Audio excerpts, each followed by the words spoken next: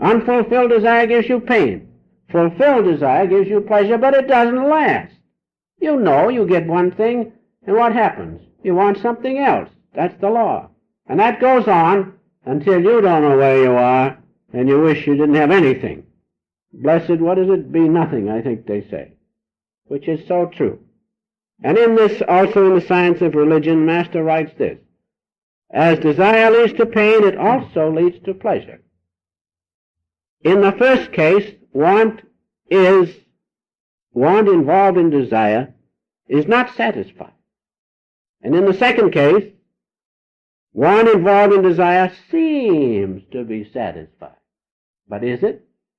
For he goes on to say, we all know that the pleasurable existence, the pleasurable experiences from fulfillment does not remain but dies away. And you watch and check yourselves and you'll find that it doesn't last. And then what happens? Not only that's bad enough, but then when the memory of it comes back and you want it again, perhaps you haven't got the money this time, then you suffer pain. So you see, it's a vicious circle. There's no end to it, this business of desire.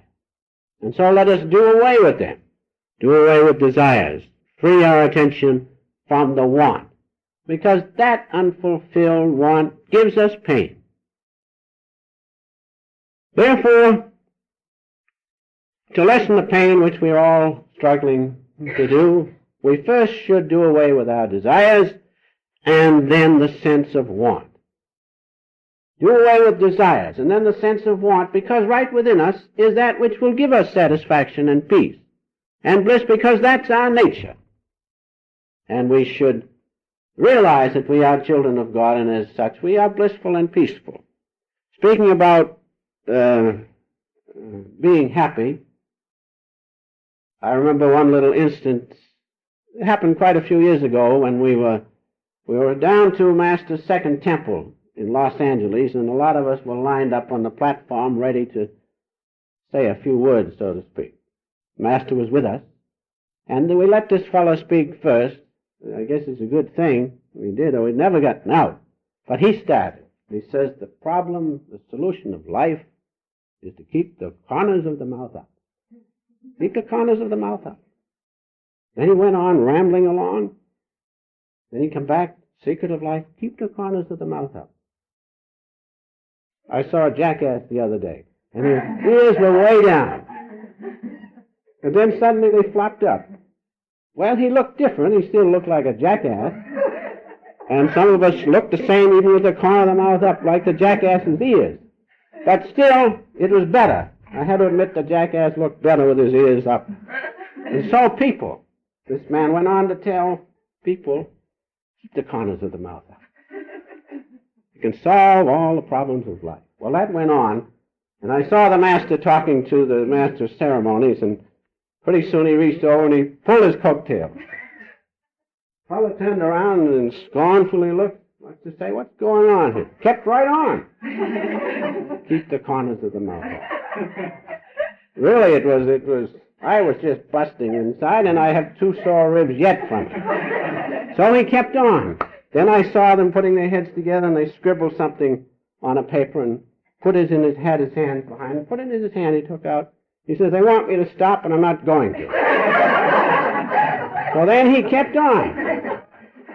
Well, I saw the master and the master of ceremonies put their heads together again, and luckily on the platform, the pulpit, was a big bell and a knocker, see?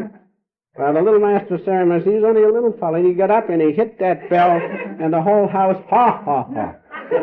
And that ended it. Then he said, I guess I'm through, and he sat down. This was an actual happening, and I nearly died. I don't know. We all said a few words. We were waiting to hear the master, of course, and this fellow wouldn't stop.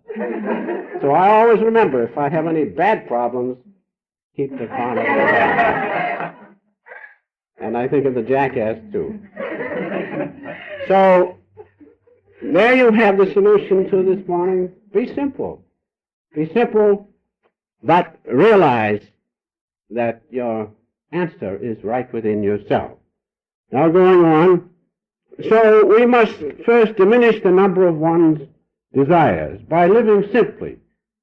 That's the first thing. This is the answer to our question this morning. Diminish the number of those wants. Otherwise you'll never be happy.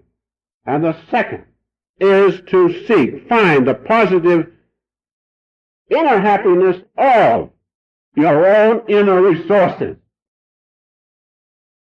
Ideal. Then we would not be taken up with these desires. If we live simply and have the one great desire to find God within ourselves and know Him, then we would be truly happy, because there's no peace and bliss like the presence of God within you. There's no peace and bliss that will equal the knowledge that God is with you absolutely every moment of your existence, and that He will respond to you when you need Him, as the Master says. Live simply. Have the necessary necessities, but above all, find God. That's your answer to happiness. And to find that happiness, you must live simply. You've got to give some time to God, and if you're taken up with all these unnecessary necessities, there'll be no time for you to meditate and feel His omnipresence. These are facts. Let us not forget them. And so, bliss or happiness within us should be spontaneous. It's our natural makeup. It says in Psalms, the 5th Psalm, the 11th verse, "But let all those that put their trust in Thee rejoice." Let us rejoice if God is with us. Not go around with our corners of the mouth down as we were talking about, but rejoice because the power of the universe, God Himself who created all things, is in us, and we can talk to Him and feel His presence and contact Him. That's what it says in this psalm.